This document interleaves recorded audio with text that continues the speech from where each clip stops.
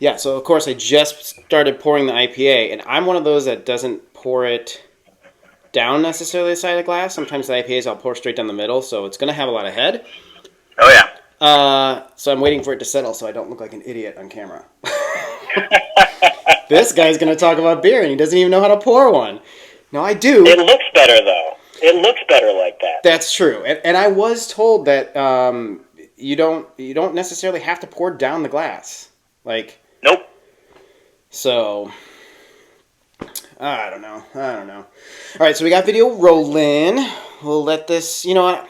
We'll let it settle just with the intro, and it is what it is when I drink, because hey, that's part of being quote unquote live. That's it. Awesome. So I'm trying a new setup for sound. You're trying a setup for sound. Let's do this. All right, everyone. Well, welcome to the episode today. Today, a special guest is very special to me. I gotta do that over. Hold on.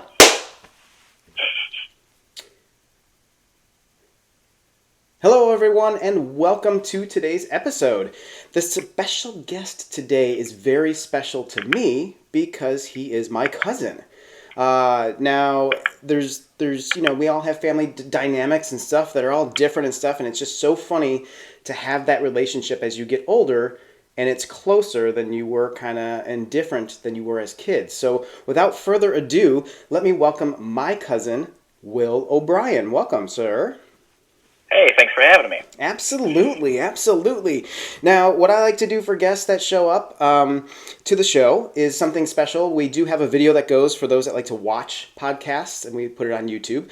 So today for you is a couple of things. Obviously, being my cousin, I kind of went a little farther and above and beyond. I've got my bowler type, brewmaster type shirt, generic. But Nice. I've got my little, I don't know what to call it, like the Newsies hat, like the Irish little, I don't know. Oh yeah, the newspaper boy hat. Yeah. So Yeah. Guinness in your honor. So I've got that look going. And of course, you're going to be my first beer drinking, tasting guest. And, All right. And in your honor, I'll show the camera here, I have Atomic Torpedo from Sierra Nevada, which I understand is one of your favorite breweries. It is a great brewery. We've been to the one in North Carolina. It was a great experience. Excellent. So I don't know if you got any kind of brew with you. I do. Excellent. Well, in light of being whatever miles away, which we'll talk about in just a second, cheers, Sláinte. Clink.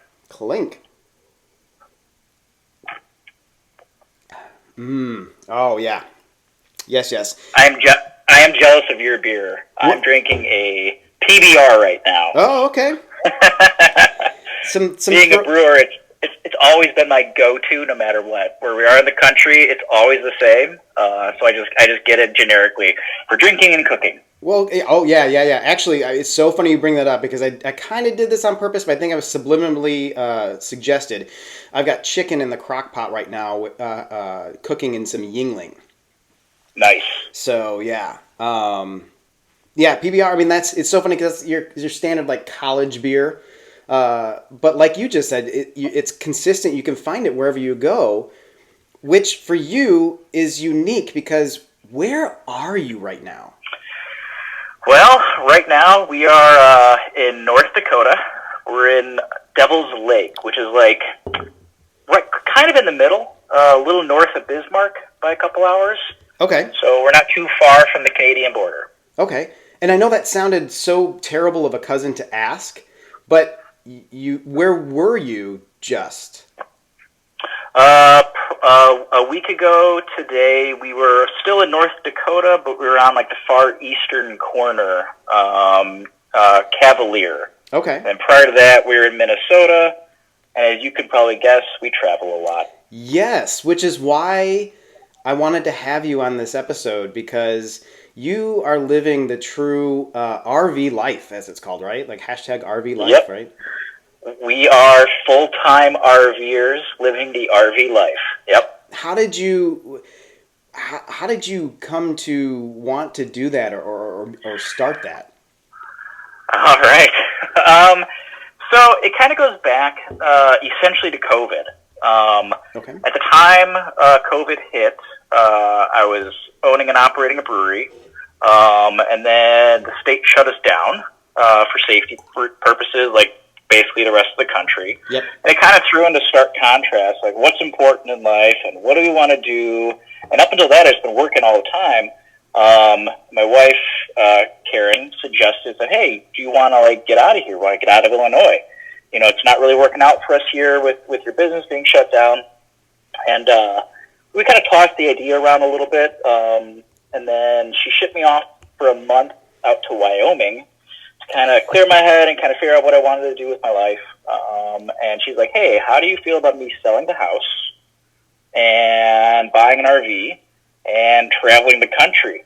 And I said, sure.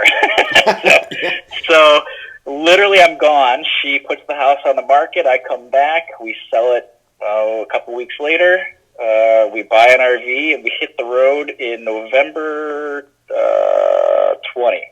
Wow. So November 2020, we hit the road and we've been on the road ever since. We have so many different, like I said, different dynamics in our family, and I feel like I'm the oldest of all 13 blood grandkids, and cousins, I guess, in your form here. But I feel like there's so many different things that we grew up with, like the standard in Chicago of like you got married, you had kids, you had a job, got a house. How was it? Was it scary? Was it liberating? All of the above, like just coming from the Curzor, an O'Brien house and kind of, oh, all right, yeah, let's do this. Yeah. So it really was. It sort of was born out of the fact that prior to this, my wife and I had like a little piece of property where we had farm animals and stuff, which was a great experience. But one of the things when you have farm animals is you really can't take vacations. Oh. So we had kind of been lamenting the fact that we wanted to go somewhere. We couldn't get away for more than just a few days. My wife's dad had actually moved down to Georgia, and we were considering moving down there at some point in the future, just to be closer to family. Right. But when we were like, well, do you want to move down there now? And they're like, well, but we haven't taken a vacation in a long time, and this country is amazing. And we kind of negotiated with each other. I said, look, I'm willing to travel for like a year. We'll see the entire country in 1 year, right? Okay. Naive me. Yeah. And then we'll buy a house, and then we'll be done with this RV stuff. I thought it would just be like a phase, essentially. You do know a year is only 365 days, and you're kind of like on day like 900. Yeah, and we have not seen the entire country yet. This country is large. Gotcha. And it's an amazing place to see because it's so dynamic. You have, the coast, you got the saltwater, you've got the borders on each side, you've got these mountains, both the Appalachians and Rockies, and everything between. You got the Gulf, you got the state. I mean, it's stunning. And we realized, too, when we first started, we were kind of going real fast, and we were missing a lot by moving too quickly. So we started slowing down, which is why it's taking so long to do this. And by taking so long, I mean we're just enjoying it more. Right. You're not like on a specific schedule of like we have to hit all the lower 48s or we have to be done by a certain time. Right. Exactly. Everything's kind of adjusted as we started. Because when we first started, it was sort of a weird experience. When we first got this RV, we didn't have a house. And I felt homeless for the first time in my entire life. It was like, I don't have a home. Because the RV didn't feel like a home. It was a car. And we're choosing to go from a stable, nice, decent-sized house for us to this tiny thing that is not a house. Right. And so for the first couple of months, it was rough. It was difficult. What did it take a long time to adjust the fact of like you've got to sometimes find your own power or like empty your own toilet or change a tire or even, I mean, God forbid anything worse. Hopefully nothing terrible has happened to you guys. We've had some challenges. Yeah. We've had some challenges pretty much right out the gate, which definitely was, caused us to go, why did we do this? This is a mistake. Oh my gosh. When your house breaks, like an air conditioner breaks, you call a repairman and they come out, hopefully quickly, and you deal with some discomfort, but you're in your home, right? And then fixed, and then boom, you get a bill in the mail, or you got to pay at the time, whatever. Right. Our RV is not the same. First off, where you are depends on who's around to be able to fix the thing that breaks. You might be like in a major metro area where, there's more people and there's more availability, there's more businesses that can potentially help you. But if you're in the middle of nowhere, there's nobody around. And so you call up a rando being like, hey, can you help me fix this? And they're like, well, maybe. And I'm going to charge you a lot to figure out if I can do it or not. So we learned really early on that we have to become sort of experts on as much stuff as possible. Yeah. And part of that was becoming familiar with living in this. So like the first month we were unfamiliar with everything. Mm-hmm. We felt unmoored. Like, we didn't have a home. We were transient lifestyle, which now is great. But back then it was such a change for us. Neither of us had done this before. So it was really challenging to start with. Yeah. So, Danelle and I catch ourselves, thinking of you often, because we kind of follow whatever posts that Karen puts up on like Instagram and stuff like that, which we love. Because you're not traveling alone. You've got some four-legged kids in different, furbations here. Oh, yeah. But how many are you traveling with? Right now we have 3 cats, Bowie, Lucy, and Ethel. And we have 2 dogs. We have Samus and Ripley. Nice. And we did have a third dog. She passed away about half a year, about 6 months ago. We were really sad to lose her. She was a Great Pyrenees mix named Mira. She was amazing. One of those great dogs. I'll definitely have a drink to that. I'm definitely sorry for your loss. Yeah, absolutely. Cheers to those that brought us happiness. Yes, I will cheers to that as well. So you're traveling, like I said, you've got all these things. Danelle and I think of you often because we've kind of not gotten on the bandwagon, but we're interested in all these like tiny home shows and like, sometimes it's building something for somebody that wants to, condense their home. And how was that transition? Did you have to get rid of a lot of stuff, or did you? Yes. Do you have storage someplace that you're hiding things just in case, or? Yeah, so we did a little bit of both. Okay. So I have a covered trailer down in Georgia with some of our long-term items that we didn't want to get rid of, but we couldn't keep with us. So some kind of key stuff that we needed. Right. But other than that, we got rid of like everything. So we got rid of beds, we got rid of tables, chairs. I mean, you name it, we had it. It's gone. How did that feel? Was it difficult? No, for me, no. I'm a thrower outer. Okay. So I don't mind the purge, so to speak.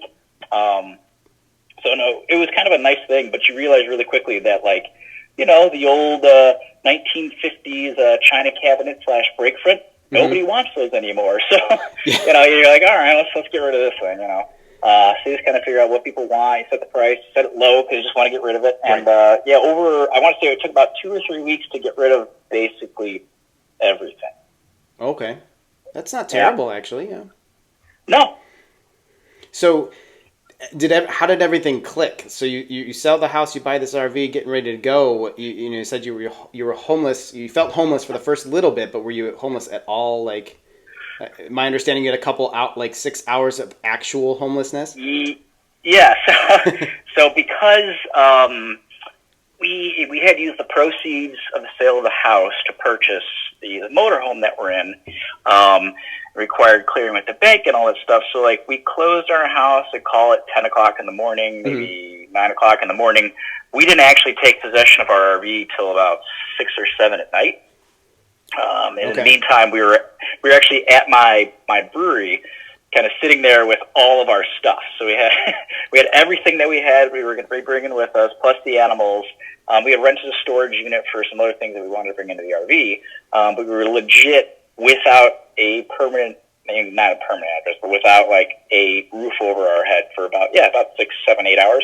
Wow. Yeah, you mentioned the brewery, real quick. It's no longer in existence, but I am drinking from the glass that you sent me when you were there. So, wonderful. Like I said, we think of you often. It's so funny the older you get, how family, like I said, dynamics kind of change. Whether it's, you think of so many strange people at strange times, and I feel like, especially your category, you're RVing across the country. Like, Yeah. do you have places like do you follow the weather, or do you have places that you must see? Like you said, you weren't done, and it's not obviously past a year, but how does your Yeah. mapping go?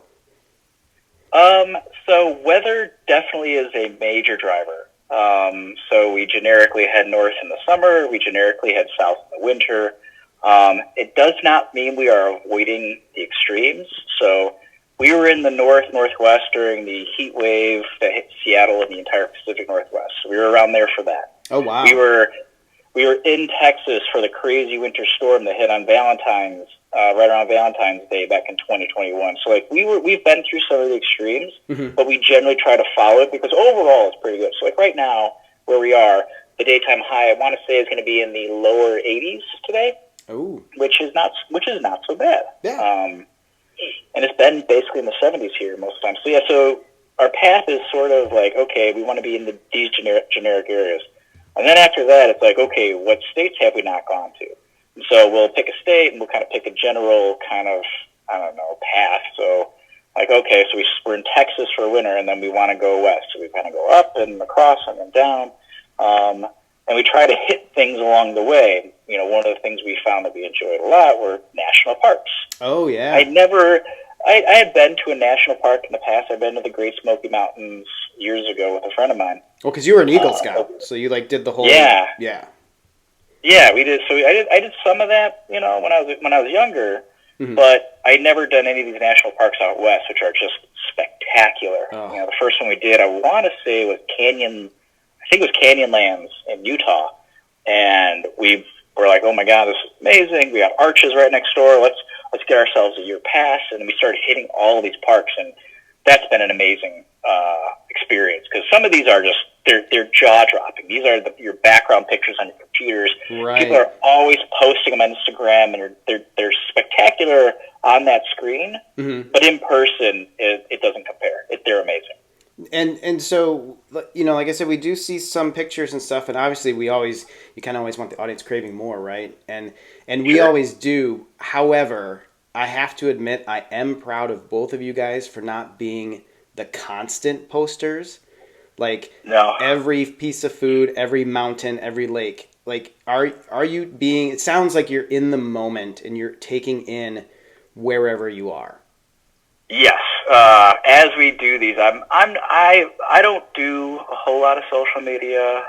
Karen does, so she does a lot more posting than I do, and she doesn't do it as like, hey, look at how cool this thing is that we're doing. Everybody that we know, Right. It's more like we need a record of where we've been. Otherwise, we will legit forget where we've been. Yeah. And I don't want to forget some of these, you know. And it's like, Yeah. oh my gosh, you know, even 3 years ago. We look back at some of our first pictures and it's like, oh, I totally forgot that we saw this cool thing, or we went to this neat place, or, oh, yeah, that was fun. And we reminisce about things we did not too long ago. And it's kind of fun to be able to do that for us. And I feel like you could forget, like, to me, it sounds silly that you would forget these places because you're driving to them. It's not like a quick vacation or something. However, it's kind of like, you know, being in multiple movies over the course of decades or being a rock star and touring, and you're like, oh my gosh, you were in Toronto? Was I? Yeah, like 3 years ago? Sure. Like, you know, you're doing it all the time that you forget what you did or where you were. Sure. And some of like the big popular things, of course you remember, but like it's the fun little things that you experience that you went to an area, you didn't know it was going to be there, and then you find this really cool small whatever it is. You know, even going back in Illinois, we found something. I mean, we grew up there. I didn't know there was a Viking ship that had sailed across the Atlantic in, I think it's Geneva, Illinois. Really? And it's like, so there's different sources that we use to kind of help us, because we don't just stumble across these. Like one of the websites that we use, I don't know if I can say this or not, but I'll say it anyway, Atlas Obscura. Okay. It's sort of like you plug in roughly where you are, and it'll be like, oh, here's a list of a whole bunch of stuff, and most of them are like free or cheap, and they're like little roadside sort of attractions. So like World's Tallest Giant Ball of Twine or whatever it is, that, but like but other stuff, more art related. We just got back from a fort, for example, today, Fort Totten. Okay. That was one of the frontier forts that, when the U.S. was expanding west, this is one of the forts that was used to, fight off, not fight off, but protect, quote, the post office or the postal carriers and whatnot. Right. Eventually, it was actually converted into a school on Native American tribal land to essentially, try to incorporate, Indian culture into American culture as sort of a forced, assimilation. And now it's actually run by the Historical Society here, to kind of do education. But it's kind of cool to be able to find these neat little unique pockets of history or art or geography or whatever's around there. Okay. Which is very interesting because, yeah, I definitely did not know there was a Viking ship that was anywhere near Illinois, especially being the center of the nation with, the Mississippi's there and the Great Lakes are around, but, like, you think oceans when you think Vikings, Absolutely. That's funny. Now, do you find you're full on, you're all in here. Do you find other people or many people that are 100% full-time RVers or vanners or whatever they're considered? Yeah, we do. Most places you can kind of pick them out. So you have like people that show up for like weekends, right? It's families, it's kids. They show up, they enjoy the weekend at a campground or a lake or whatever, and they're gone. Right. And then the campground clears out, and whoever's left between Monday and Friday are likely full-timers. Okay. They usually, and we're on the younger side of full timers. We're not the youngest. I've met people that are younger than us with kids that have been doing it for a while. They usually have a license plate out of like South Dakota, for example. They stick out a little bit. It has to do with residency issues. But yeah, we'll talk to them, and I'll say, "Oh, you full timer?" And like, yeah. And then we kind of start talking about it. Swap secrets. We actually it's like a little secret handshake. You do that, and you're like, okay, I get it. I'm also on Reddit. There's Reddit subs for a bunch of RV full-timers that I'm on a lot, and we're all trying to help each other with, various problems that occur because you're in an RV. They all break because you're driving. And it's a house that's experiencing an earthquake as often as you drive. So if you're driving every week, this thing is shaking, so stuff breaks. I would assume you have more issues than like normal like us normal people or regular people living in houses that like have cars. Like it's 100%. Yeah. It's definitely trickier. So are you a master mechanic now? You know how to do all the things? I'm far from a master mechanic. I am good enough to throw duct tape, zip ties, and JB weld on stuff to get me to the next place. All right. just good enough. Excellent. My dad would be critical, but very happy as a carpenter. Yeah, he's. Yeah, he would be really upset with the quality of my craftsmanship. However, he couldn't deny the fact that it works. Got it to work. You did what you had to do. That's it. What's like the feel on the road? Like, it sounds really interesting to ask, but like, do you go through like the normal things? Meaning, you don't have to worry about things with the house, but it's an RV and it's more often. But does that create more tension between like you and Karen? Does it seem like you are happier or get more depressed or get sicker or anything like that? Sure. I'd say generally we're happier. We're always doing these cool things. So I'd say as compared to living in one place all the time, kind of dealing with just like the generic stresses of life, we're happier. However, I will say, it is a small space. I want to say this is roughly 400 square feet that we're living in. Okay. So it's very small. So you're only a couple of feet away from each other all the time. Like, we don't leave to go to work and then come back. We are on top of each other 24/7. It's rare that we're not together. And that does create, tension sometimes. Right. These little irksome things that you experience with your significant other become magnified because they're always happening. You're always there. Right. We've kind of learned, we've been married for 15 years at this point. this year, and we realized like if you just kind of like talk about it, and you do it in a calm manner without booze in your system. Most of the time, it's just like, oh, hey, I didn't realize that I was annoying you by whatever. So you just kind of learn that, and it's not for everybody. This lifestyle can be tough because when problems occur, it's like, oh, this is our house is broken. It's very stressful when things go wrong, and how you handle it is really tough. But we've gotten really good at it, and every day there's always a new challenge. But kind of that, the generic, oh, just be open and communicative. But no, really, truly, like you're annoyed with each other. Don't hold on to it. Be like, hey. This thing is, we need to talk, okay, I didn't realize I was doing, okay, I'm sorry about that. I'll try to do better in the future. And of course I don't. I continually screw up. But at least she's like, you remember that thing I told you? Oh, darn it, sorry. Yep. Instead of me getting defensive and me getting angry, like, why are you still mad at me? It's like, yep, we talked about this. I'm sorry. Okay, I'll try better.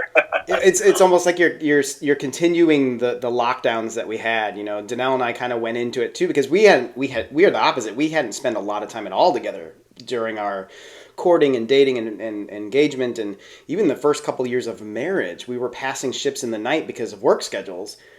COVID hits, and she's on furlough, and I'm unemployed, so we're both at the house 24/7 for 4 months.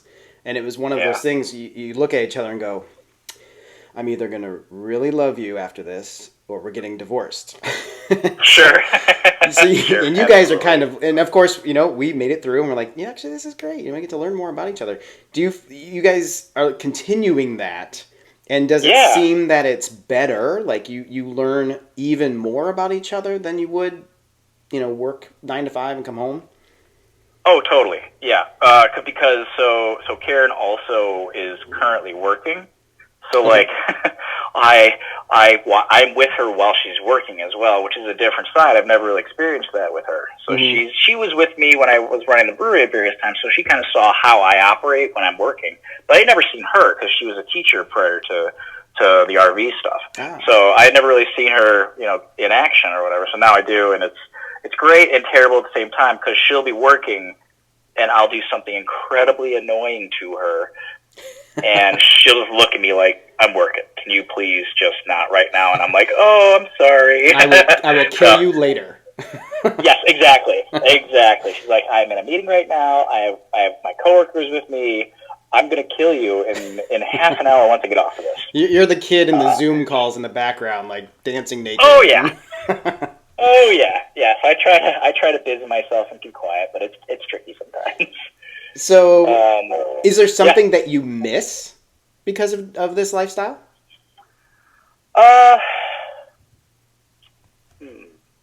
Ooh, stumped him. I don't. Yeah, I think Karen misses gardening. Although we do have potted plants that we carry with us, herbs and whatnot. So she's able to do some of that stuff. So, what do I miss? If you had asked me when we first started, I would just said like having like an anchor point, like a place I can go home to. So no matter what your day is, you can always go home and be in your happy place, right? Mm-hmm. So if you had asked me that in the first couple of months, I would have been like, oh yeah, I miss this. Now, I'm not really sure what I miss necessarily. Maybe being closer to family and friends in the Chicagoland area. I do miss them. Okay. But I'd say that'd probably be about it. How does that work then? Like, I mean, logistically, this is kind of a weird question I just thought of was, to me, it's so funny because for the past 5 days, we have informed deliveries, like email. Like, so the USPS tells us like, hey, you got these pieces of mail coming, and sometimes they'll have a scan and show you what you're coming so you can expect things or whatever. Ironically, for the past 5 days, we have had zero mail. I am questioning, but then also jubilant because I'm like, yay, I don't have to throw out any garbage mail. I don't have to worry about bills. How does that work for you guys? Like, do you guys have a P.O. box someplace? Or like, if somebody needed to, or like, most bills are electronic nowadays, but do you think you need mail? Like, sure. So, bills are pretty easy. They're all electronic. And because we no longer have a house, a lot of our bills are gone. We True. don't have utility bills. We have to pay for like our campsites, but all that's included. We pay for insurance, but that's online. So a lot of those things, it's just done via the internet. And then actual mail shows up at my parents' house. Oh, okay. And then they'll let it go till it kind of builds up, and then they'll mail it to us wherever we are, because every city has a post office, right? Right. So you can actually mail something to the post office and say, send it to William O'Brien in Devils Lake, North Dakota, general delivery. And that's it. So it shows up to the post office. We then have to know that it's coming in. I show up there, I show them my ID, and they go, yep, here you go, and they hand me my mail. Oh, okay. And then we move on. Right. Stuff, so like Amazon stuff, for Right. example, Right. they have lockers all over the country. They're not a ton, but when you're in like a major metro area, you can find stuff. So if you need a specific thing, a part that's broken on the RV, inevitably, if it's long as it's not so big, I can have them shipped and I can pick it up from the locker. So that's sort of the thing that we can kind of do too. Other than that, it's just find a store that has the thing you need. And But other than that, we don't get too much. Yeah. Right, and you have the flexibility too. You're staying in these places a couple of days or a couple of weeks or something where you're like, if we order it today and yeah, it says next day, but even if it gets delayed, we're still here for the next 5 days, so we'll pick it up when it shows up. Yeah, and we've had issues with the mail in the past. So, for example, when we were outside of Austin during that crazy winter freeze thing that happened, just prior to that happening, my parents had actually mailed stuff down in anticipation of us showing up there. So we showed up, but the mail was delayed because of the weather. And it got delayed by 3 weeks. Now, fortunately, we were there that entire time because we ended up having to extend it due to weather and other. Our front windshield had actually broken on the RV, so we had to have that replaced. Which you can't just call it Safelite. They don't have these things. These are specially made pieces of glass that come out of Ohio. And they have to ship it across country, and they have to have people install it. So because of that, we had to stay longer, and we ended up getting our mail. But if we had left, we wouldn't have gotten our mail. Yeah, we would have just had to get return to sender, I guess. Holy cow! And it's so interesting because those are the little things that do run through my mind while we're watching the shows, like Tiny House Nation and all these other things. They don't support the show, but maybe they will. I don't know. Right. We watch these things and it's, they create drama. Like, oh my gosh, we have 10 kayaks. We can't get rid of them. How are they going to stay in the house? But then I'm sitting there going, okay, I don't know if I'm the type of guy. First of all, you are on the side of the family that is, I call it the intelligent side. Like, it's just the O'Briens and any derivatives from there just came across as not pompous, not cocky, not, just well-spoken, always had their thoughts and minds and stuff together, whereas my side of the family was just all over the place, and I'm an actor and I try to be funny and I whatever, but I watch these things with like you in mind going, okay, I can't do like emptying my own toilet. I don't want to deal with that literally shit. Oh yeah. Yep. But I hear, with things like that, I just think of like mail, like, like you just said, and how do you find grocery stores? Like, does that take up a majority of your day? Like, you land in BFI, Colorado, and it's beautiful. You're next to a mountain, but you need gas because you didn't pay attention for some reason, and you need food because you're out. Like, do you guys find it frustrating to have to go find things if you need them? Or do you just try to keep it like a running tab of, oh, hey, there's an Aldi, or here's a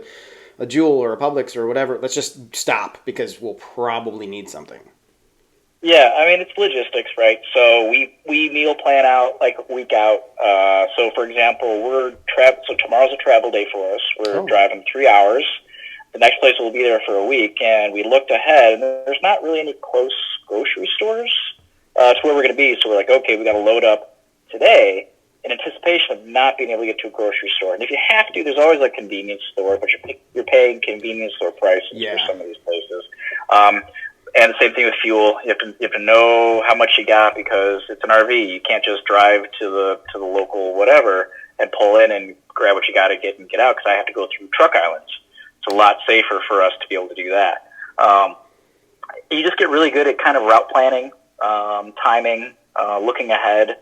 And just, yes, it's just pretty much logistics. So, like, the next place we're staying at also, so when you have an RV, there are hookups, or not at your sites, right? Okay. So you can have electrical hookup, you can have water hookup, and you can have sewer hookup.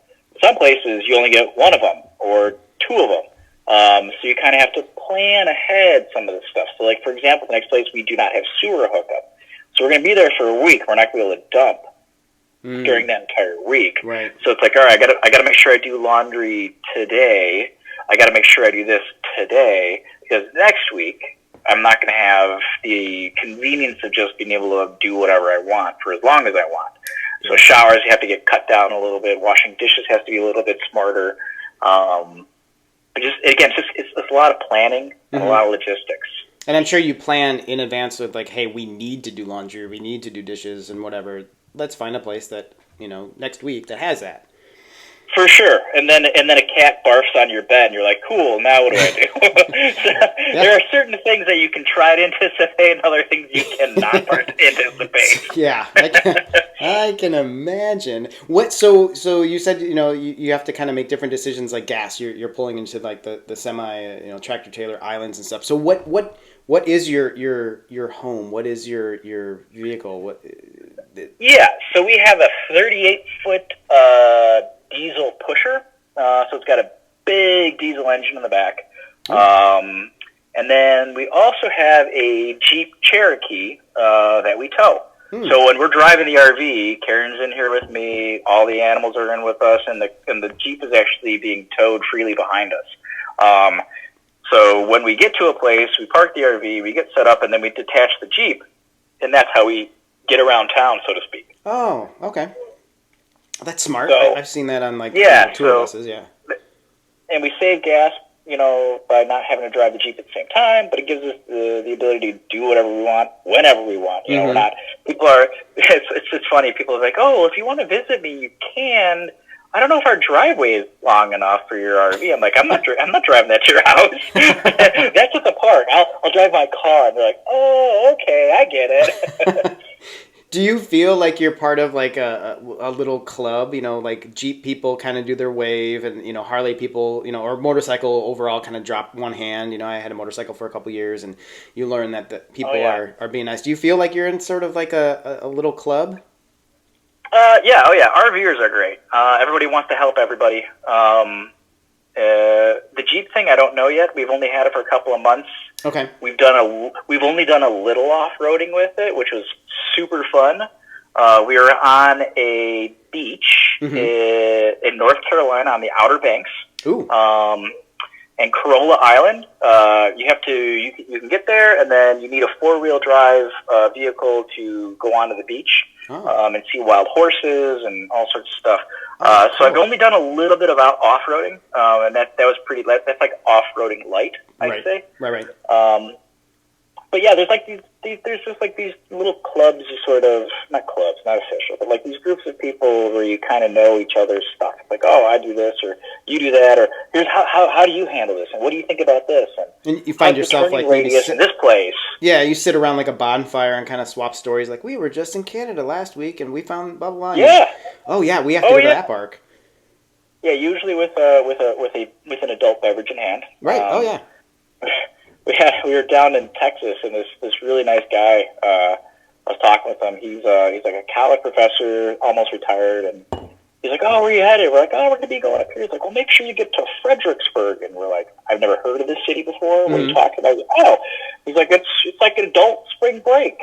You can walk around, you can have a beer in hand." I was like, "Cool." And he's like, "Oh, and there's this cool brewery there called Allstat Brewing. It's German." I'm like, "Oh, I love German beers." So he's like, "Oh." So he goes back to his camper, grabs the can. He's like, "Here you go, try it." And it's a very nice and friendly group of people you come across. I love that. Your episode, this episode's airing after I've had Jack Maxwell on, and Jack Maxwell, for those that may not have listened to the episode, it's going to be episode 104. It is episode 104 at this point.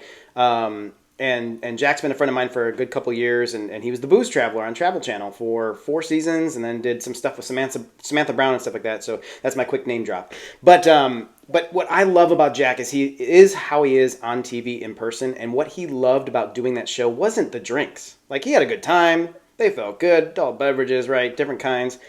But he loved exactly what you just described. The drinks are great. It doesn't matter what you're drinking. It's the stories. It's that, connection, which is why I'm doing this podcast. It's that human connection. It's that I want to tell you my story. I want to hear your story, which is why I love having you on. Is I can assume that you've met not lots of people, but you're having more quality interactions. Am I wrong or right or? Absolutely, and I'll tell you, one of the ways, one of our MOs, our modus operandi, when we get to an area that's new for us, especially if we've never been there, which is most of the places we go, we land, we set up shop, we get, we make sure all the animals are good and whatever, and then we usually find a local brewery.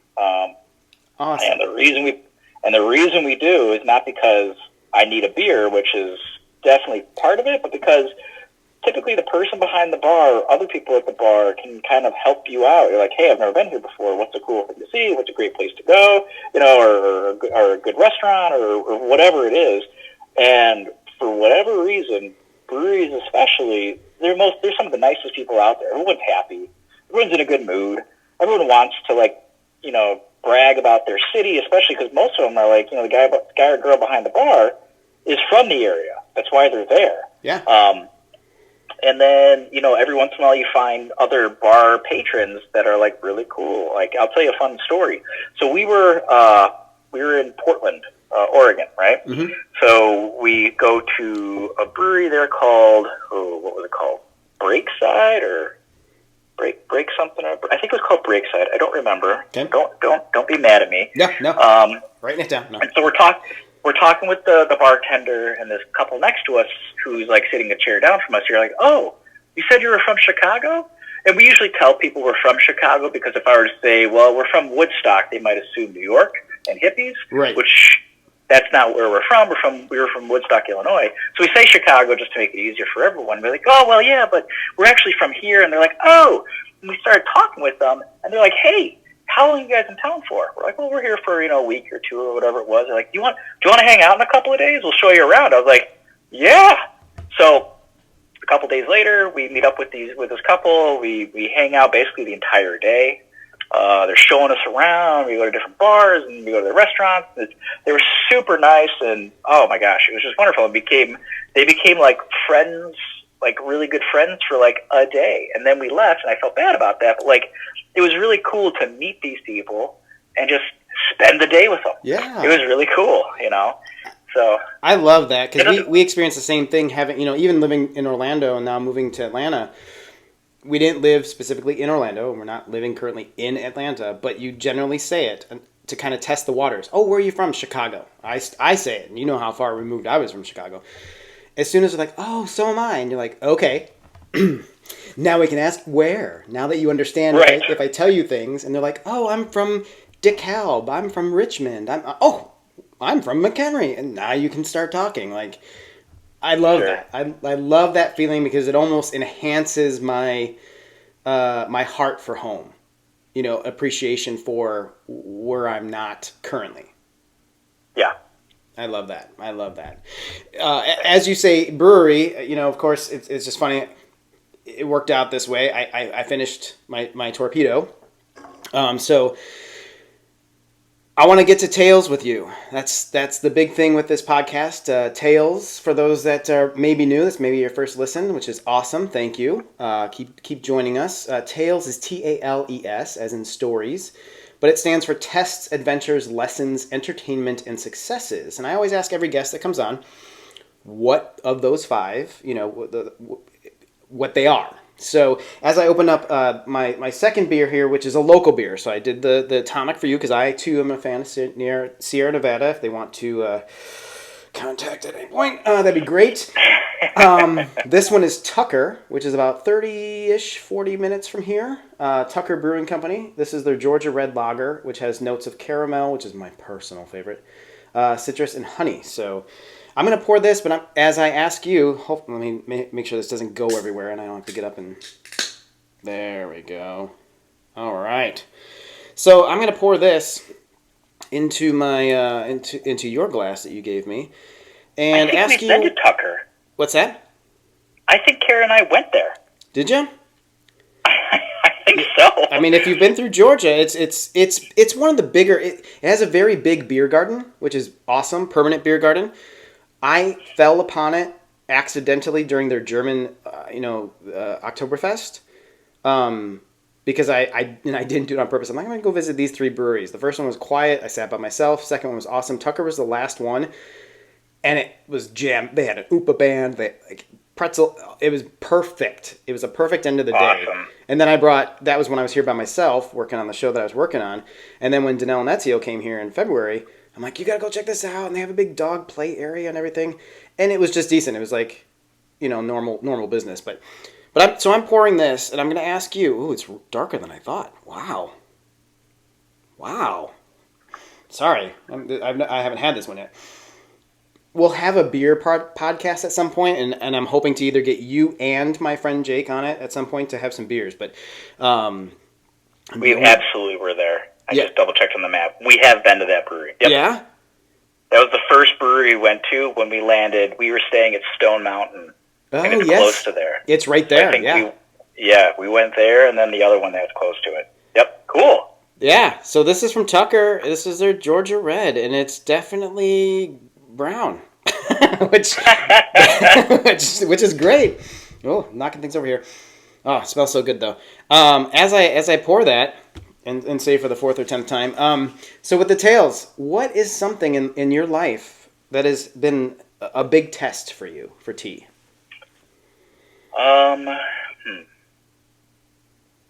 I'd say starting a business, generally speaking. Yeah, so about 10 years ago, started a brewery with some family members, and that was challenging. I'd never done anything like that in my life. Wow. And at the time, I didn't really know a whole lot of people in the industry or other business owners. I knew a few. Okay. But kind of just having to cut my own teeth on learning how to do that was definitely a challenge for me. And this was the first time you ever brewed too, correct? Like it was like you're not only starting a business, but you're learning how to brew.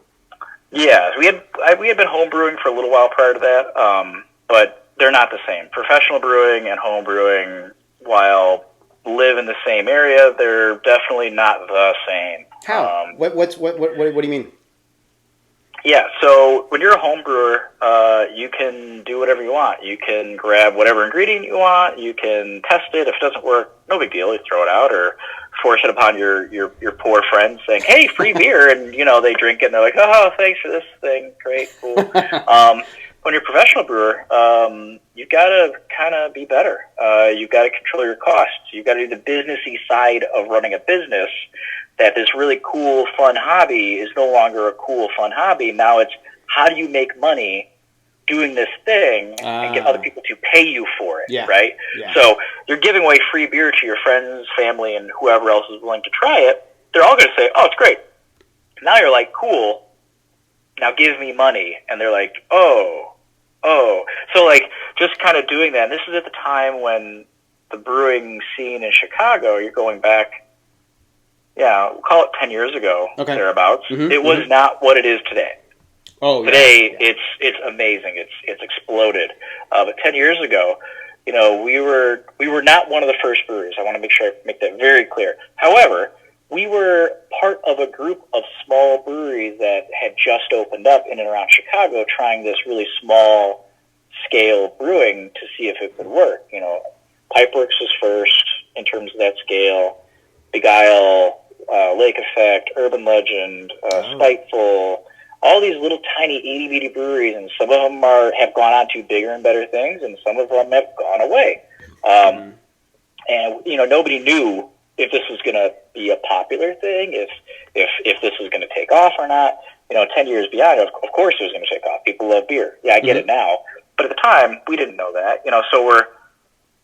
it was really tricky. It's like, hey, you walk into a liquor store, for example, and you're like, hi, my name is Will O'Brien, and I'm the owner of this brewery, and do you want to buy my beer? And they look at you like you're crazy because, they're like, I've never seen you before. I've never heard about you. Where are you? And I'm like, I'm 3 blocks down the road. And they're like, oh, you're a real brewery? It's like, that whole initial thing, and then now you walk in, you're like, "Hi, I'm a new brewery," and liquor store owner's like, "Please, let me take whatever you've got. I don't care who you are, just give me your stuff because people want it." It's a little different when we first started. Yeah. So that was definitely one of the trickier things, and I learned a lot from it in terms of just being self-resilient, being able to just kind of push through, figure out what it is, be willing to make mistakes, along the way. Okay. And I made a lot. Okay. And then that was definitely one of the trickiest things for me, just in general, in terms of my life.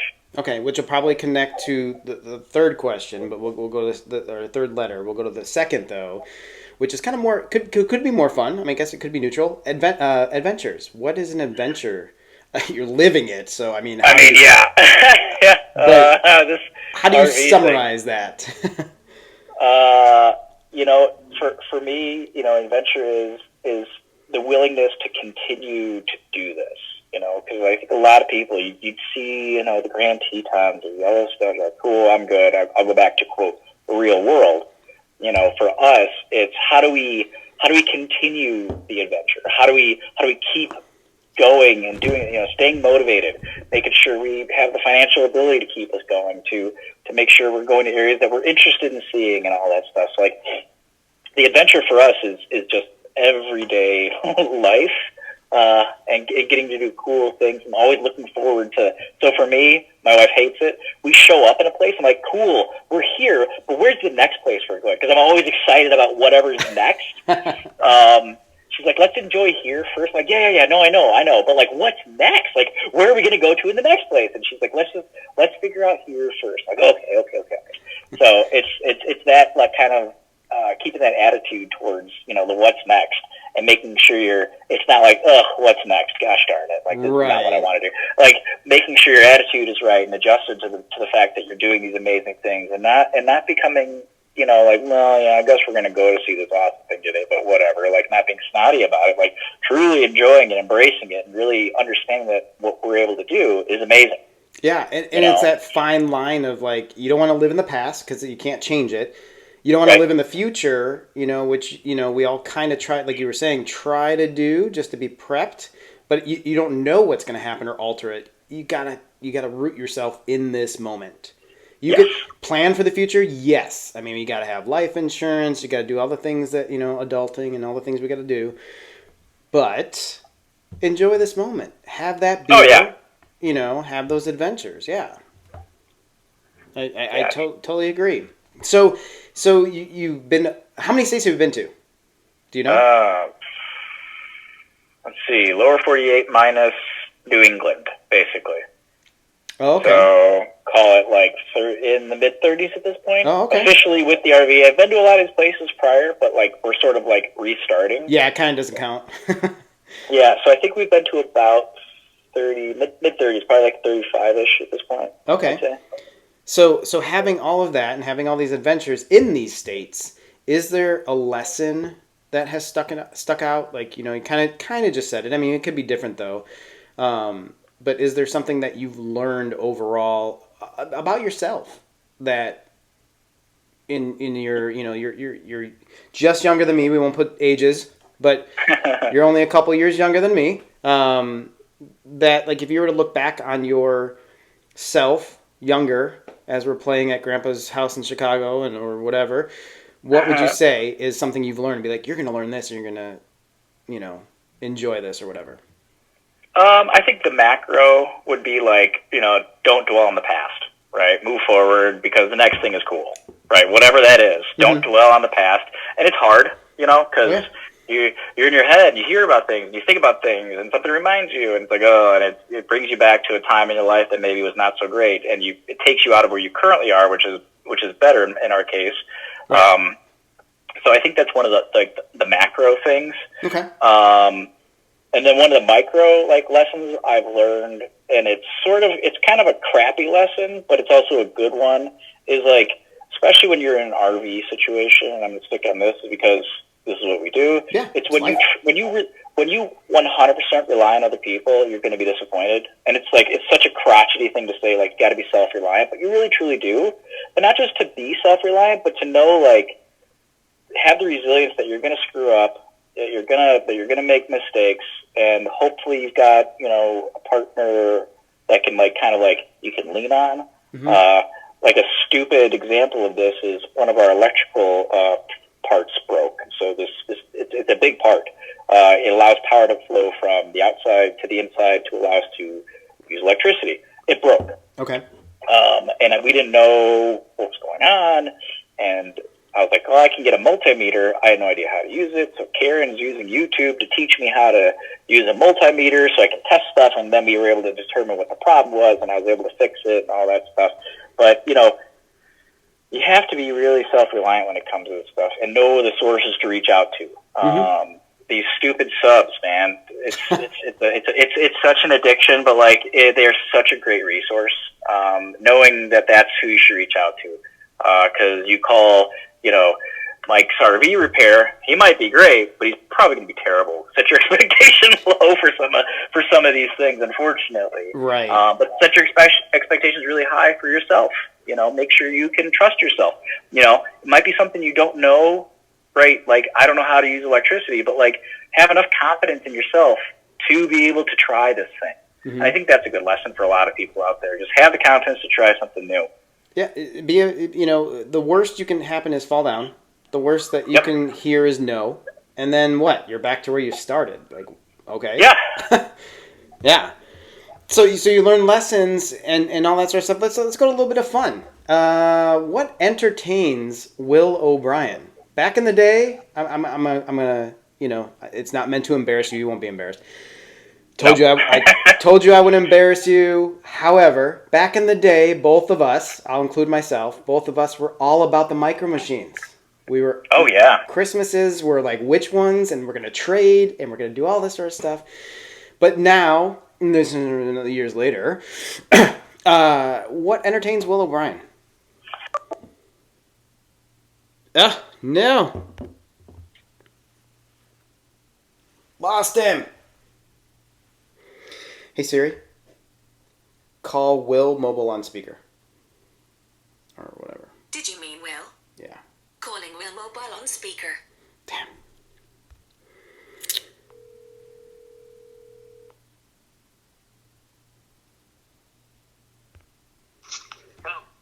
Lost you. Yeah, of course. Right at the good question. I know. So you can hear the waiting music. Let me send you the link. Video's still going, so this is awesome, guys. Technology. Hello. So should I shut down the other screen? Yes. Shut down the other screen. It's going to be a new code, a new invite. I'm going to use a different. No, it's probably my fault. I always take the blame because there's no way to tell. Okay. Email has been sent. You should have the link. Same thing as before. We'll wait for you to come back behind the scenes. Here you go. We're going to pretend like it never happened. Yep. No worries. Yep. All right. We'll talk to you in a second.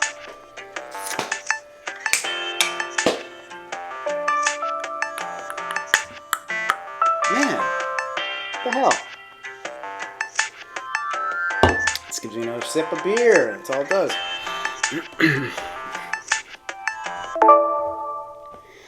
All right, you there now?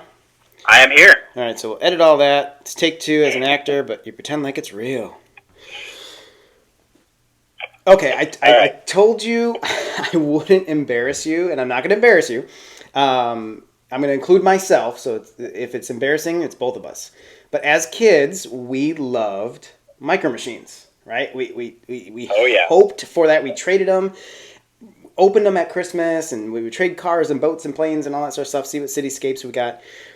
But now, some blah, blah, blah, blah years later, what entertains Will O'Brien? Dungeons and Dragons. Yeah? Okay. Yeah, so I'm gonna out myself a little bit here, which I'm totally cool with. Yep. I'm 42 years old, and I have fallen in love with this game.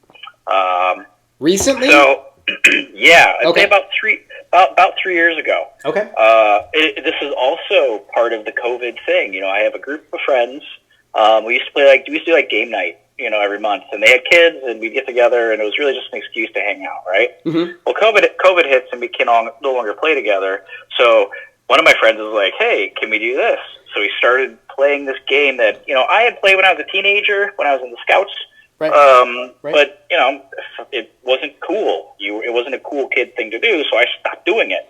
Like an idiot, I fell into that peer pressure thing. Yep. And then years later, my friends are like, "Let's do this." We start playing it, and I fall in love. And it's such an amazing way to tell a story. Essentially, it's a group storytelling exercise through these fun interactions and encounters, and I love it. I'm devouring this information now. I enjoy it, and actually, I'm currently running a game. I'm the game master for my friends now, and we meet every week, assuming scheduling things don't show up. Right. And we play for about 2.5 hours every Friday night, and this is, with what we see in the country, this is what I look forward to the most. Oh yeah. And it's an amazing experience for us. You need some, and to be honest, bare bones. Eventually, I'll have a show that's about me, which will be probably boring to most people. But if I were to answer all my tales right now, that's the reason I am an actor. I love storytelling. I inherited the gift of gab from my dad, as you know. But it's that escapism. I love to create things so that people that watch even the 30-second commercial that I'm in can just be like, "Oh my gosh, that was Chris," or "Oh, he did such a good job," or "Oh, I hate him," or "That was stupid," or make him laugh, or whatever. So to have something like that, that's probably one of my favorite answers from my guests when they're able to find whatever it is for entertainment that just takes them out of the world, makes everybody equal. We're all nerds, we're all travelers, we're all beer drinkers, we're all whatevers, and enjoy, I love it. I love it. Absolutely. I apologize. My dog is barking in the background. Oh, no. I mean, special guest. Yeah, special guest Samus. Thanks. I will say, the first time I saw you on TV, I think it was the Culver's commercial. Oh, okay. Even though I knew that you had done this, I hadn't seen it at the time. And it's just like, holy crap, that's my cousin. There's enough. Well, look at it. It's just like this fun thing, and I think somebody else says, like, to see it in the wild is just cool and fun. It's like this little pride point that, like, it's not me, it's you doing it, but I'm so proud of you, and I'm proud to know you, and this is such a cool thing. I'm so happy for you. And that's I appreciate that, because I never know how to react when people say that, when they're like, "Oh my gosh, I saw you on TV," and I was like, "Congratulations on watching TV." I don't know. Yeah. I don't know what to respond. And I know what you mean, because I think our other cousin had posted that saying, "I finally saw it in the wild." And I was like, I mean, that's where it is, I guess. But like, as opposed to just posts on Facebook and that sort of thing. But yeah, I mean, it's so funny, because that's so that you understand now. Now you can actually understand the pride I have for you, even though it doesn't exist because COVID and all the other crap, with the brewery. I wasn't blowing smoke with, like, let's try to get some free beers from my cousin. It was literally, I'm coming in, I will pay for these. I want this. Like, I'm not looking for giveaways. I am just proud that you decided to do something and you're making it happen. You can't control what happens in the future, of how long it exists or whatever the case may be, but you did it. And that was what I was prideful of. Give me all the things. Let me show off the branding. Let me do all these things, because I don't know. It is that, like, what you felt for the commercial was what I felt, feel for you, where it's like, oh my gosh, holy crap, totally. He did it. Yeah, totally. And so I know, so there's you, and then actually I have a classmate of mine who ended up, like, in a random commercial. I'm like, holy cow, I know her. Yeah. It's just another friend that I had actually gone to a dance with, who was in, I think she ended up on Shameless or something like that, for half for like a scene or whatever. I was like, oh, there she is, holy cow. It's one of those neat things when you see these people that like you or whatever. It's like, it's just this cool, fun thing, and like, you don't tell anybody. You're sitting there in your house, you're watching this thing, and just a giant smile comes across my face. I'm like, oh, that's cool. It's just very neat. And especially, I think, bottom line, I'm not going to pat myself, but I will pat you on the back and saying, because you're not doing it for the accolades, right? I didn't do it thinking, oh my God, I'm going to make $1 million. Or continue to do it thinking I'm going to be this rich, famous actor in Hollywood. Like that's never the goal. I enjoy what I do. I will be a dressed up character doing whatever someplace. I will do a commercial for $500. I'll do a movie for $5,000. Like, I just love to act. And same thing with Right. you. Like, you weren't doing it for being like, oh my gosh, the best brewery and the first brewery to do. No, you were doing it because that's what you wanted to do and love to do. And we're going to put it out in the world. And that's how you test it. You know, that's family. Like you said, family and friends are like, this is great. This is delicious. And then they go and like spit it out. And you're like, you never know that. Or they're like, Absolutely. yeah, and I always love that raw. Tell me, please tell me this is not good. I told you, don't like this one, or this is my favorite, or please, let me order some more of this, type of stuff. So, Yeah. but yeah, Absolutely. which goes to the S, success. So this is kind of a two-parter. It's kind of my journalistic political question of I just have one question. They turn it into like 6. I turn it into 2. And say S is for success. What is your definition of success, and how have you achieved it? I think my definition of success isn't. It's not about a bank account number, and it's not about people, being like, "Oh, I thought that was cool," and I use them to kind of judge my success. For me, it's about, am I satisfied with my life? If my life were to end today, right? Am I happy with what I've done, with who I've spent it with, and all that stuff? And I think that's, for me, I had a health scare about a year ago or so. I thought it was something super serious. It ended up being not serious. But in that moment of time, it was sort of scary. And I had that moment of like, man, if this is it for me, what have I done in my life that I'm happy about? And am I regretting anything? Is there something I wish I would have done? And in that moment, it was like, yeah, there's like a laundry list of places I wish I would have gone. But generally speaking, I get to spend it with the people I love, doing the things that I'm enjoying, and I would call that a success. I don't need to be a billionaire. In fact, that will never happen. But really, it's about just kind of looking back and being like, yep, this was a life well lived. And at that point in time, which would have been about a year ago, I was like, there's a couple of things I wish I could have done, but I'm feeling pretty good about what I've accomplished in my life, and for me, that's success. Yeah.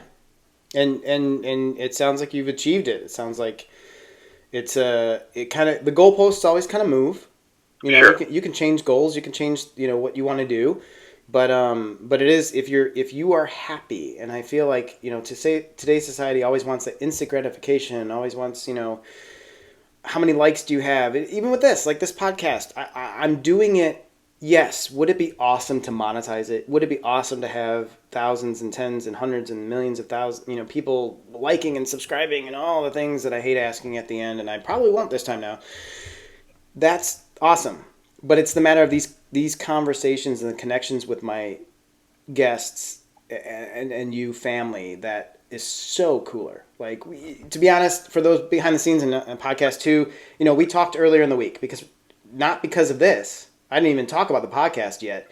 It was just a matter of connection. I'm like, oh, by the way, he's living this RV life. Like, that's interesting. Would you be willing to talk? So it's that connection of like, I hope this could be life and I can pay bills with this. But if it doesn't, at least I'm having these conversations and we've reconnected, and other friends and people that are on have reconnected. So, yeah, Well, Yeah, I mean, go ahead. That's the thing too. It's like, the connecting with people is huge for us. As we travel around, it can get kind of solitary at times. If it's just the two of us. But again, you go into a place, you go to a brewery, for example. We drink our way across the country, so a brewery, winery, distillery, meadery, cidery, whatever, we're going to them.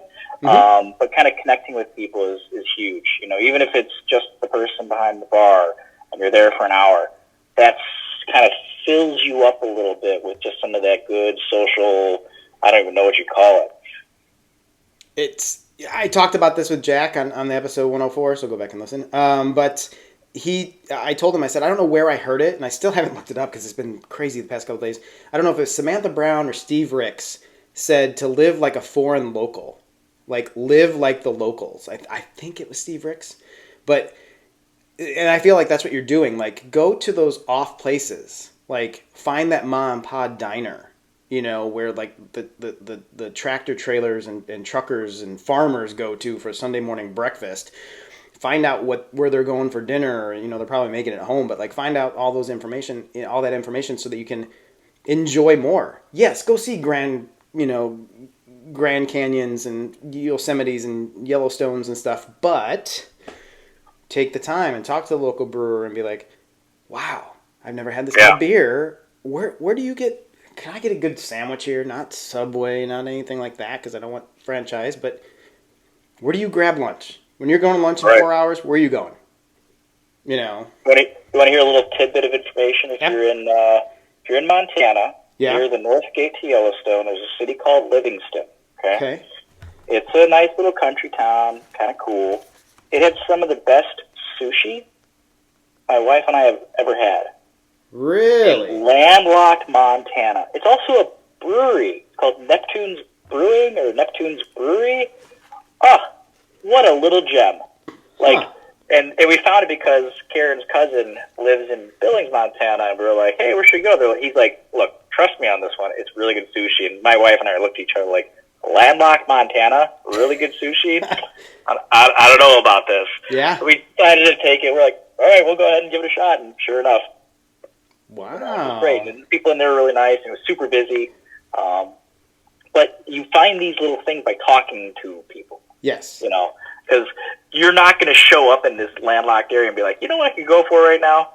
Sushi. Mm-hmm. Like, you're not thinking that, right? So that's the first thought that crosses your mind.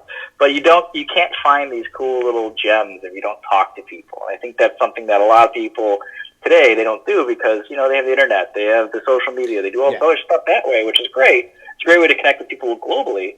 But you still have to have that face-to-face conversation with people in order to really, truly understand stuff, especially if they're from the area. Yeah, absolutely. And I'm the type of person, I love checking boxes off. And I'm the type of person that if I was doing it something like you guys were, I'd be like, okay, so we're in Boston, so I need a Boston cream pie. Okay, we're in Maine, I need a crab.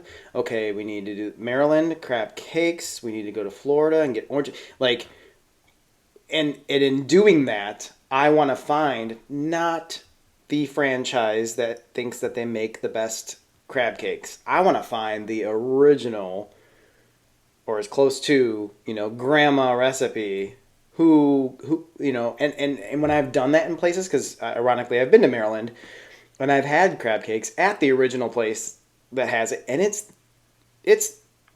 is what it is. I'm trying to figure out the words of politely saying, like, they're not worried about how they look aesthetically.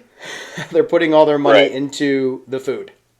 It's, so yeah, it's talking to locals and finding out what beer. I don't want to find another, just lager. Like, what is this place known for? Do you have a good Helles? Helles? Do you have like a good Goza? Do you like, yeah. I have a funny. If you want another funny quick story. Yeah, absolutely. Montana is because this is what comes to mind. When I was out in Wyoming for a month, my wife's uncle and aunt were like, "Hey, while you're here, take a drive up to Red Lodge. Go through the Beartooth Trail, which is this cool switchback up to the mountains trail that you drive." And so I go to Red Lodge, and it's this cute little, I don't know, like a ski town sort of thing. And I ended up at this bar, and they have something called the Montana Roll. Okay. What's a Montana Roll? And so I ordered it, and it's essentially like a deli sandwich wrap, but the wrap is a pizza. It was this weird thing, right? And so I remember saying something to somebody about this, and they're like, "Oh, that sounds cool. I want to try that." And I told my wife, Karen, I was like, "Oh, yeah, I had this thing called the Montana Roll." And so because it was this weird thing, I kept building it up and building it up and building it up. So finally we, in our RV travels, we ended up there. We go to the same bar that I went to before. She orders the Montana Roll, and I'm all excited. I'm like, oh, my God, I'm going to try this amazing thing. Right. And it comes out, and it's exactly what I described. It's a pizza with deli meat inside. And she's like, this is it. I'm like, yeah, isn't it great? She's like, it's okay. But it's just those fun, kind of goofy local things that you can find that, like, maybe like the nostalgia, which is only like months. The nostalgia and the memory of it is so much better than like the actual thing. Although I will say the Montana roll I love. Hey, If you're in Red Lodge, find the Montana roll. I don't remember the name of the place. It was like Annie's something or other, or Lantern. I don't remember. Yeah, it was just like these cool things where you just find this neat, interesting thing, and you enjoy the hell out of it in the moment, even though it's so stupid. well, I've written it down, so those watching the video, that's why I was writing. You know, I kind of don't always play the camera, but yeah, that's the stuff. Like you're gonna go to New York, you're gonna go to Chicago for the the slices, the pizza, the hot dogs, but finding something like that where it's just like, it's so funny that Karen was so taken aback because you like warned her like this is what it is, and I don't. Did she ever tell you like what she thought like you were? No, I think I just built it up, and she was just a little underwhelmed by the reality versus, like, I primed it to be this amazing delicacy experience of just epic proportions, and of course, and it's just a pizza around sandwich meat. It's like, yeah, that's what I said. She's like, but you made it sound way cooler. I'm like, well, it is cool, you know. So next time, make sure you describe it like, so I had this like dinner roll with just like cheese and meat inside. You should try it. Yeah, exactly. That's so funny. Exactly. Well, Will, I appreciate your time. I know you guys are prepping to travel tomorrow and all that sort of stuff. You're the first guest that I can tell I love you because love you too. You're my cousin, and please keep in touch. Please keep us posted. Let us know when you roll around the Georgia area, and we'd love to physically chat and have a beer together. Will do. But thank you very much for being here. Thank you for sharing your stories and RV life. I wish you the best. I wish you non-mechanical errors and electrical things to deal with. So travel safe. Please give our love to Karen and the fur babies. And for everybody else out there that is listening and watching, thank you very much for being here. Please take care of yourselves. Take care of each other. We will see you on the next episode of Kurzology.